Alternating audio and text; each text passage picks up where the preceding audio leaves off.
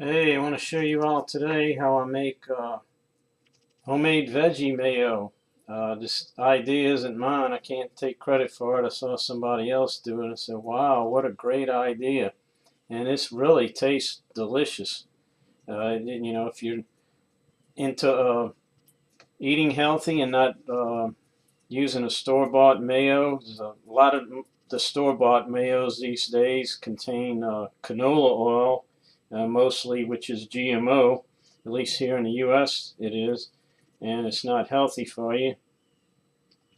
And some of them contain some other types of oils as well that aren't healthy for you.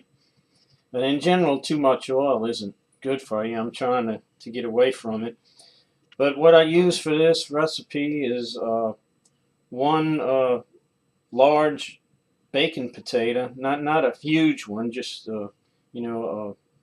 just a regular sized potato. Not you want like a medium to large size. For this, if you're using a 16-ounce jar, which is what I have here, I have a pint mason jar, and it fits in here just about perfect, almost up to the top.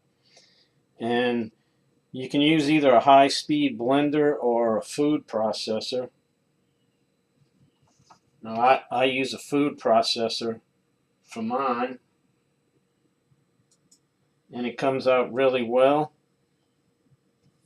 And what I do with it is I blend together. Well, first off, you cook your potato, however you want to cook it, and then let it cool down, and then you want to refrigerate it for a while, because if you're trying to mix it together when it's still warm, it's going to tend to ball up on you.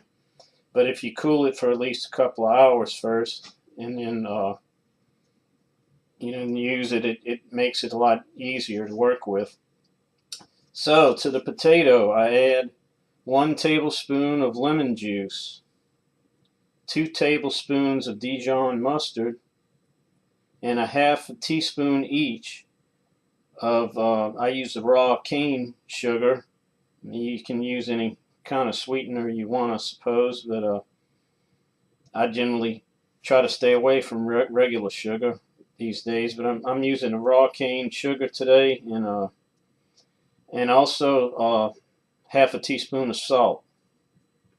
And I use pink Himalayan salt. That's probably the best that you can get for salt. Just avoid regular table salt, because it's not healthy for you at all. And then also I added about, you can just try this like a quarter cup at a time, but I ended up using about 3/4 of a cup of filtered water to make it a smooth consistency. But again, just adds a little water at a time while you're blending it, and until you get it the consistency that you like.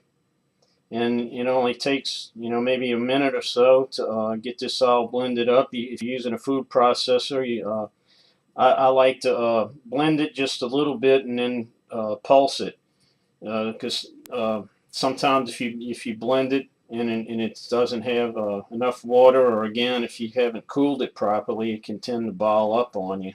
Then you have to pretty much break it down and start all over again. So anyway, if you give this a try, I think you'll like it. It tastes really good. And now I'm gonna dig in here. Got a little bit on my finger, and we'll find little Enoch. Well, hey, son.